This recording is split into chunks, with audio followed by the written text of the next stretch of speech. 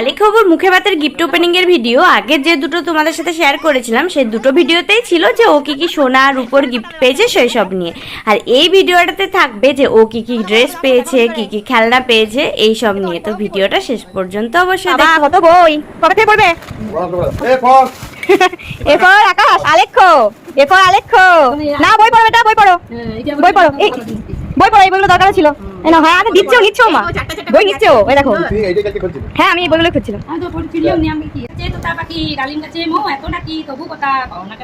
কেন কও না বউ?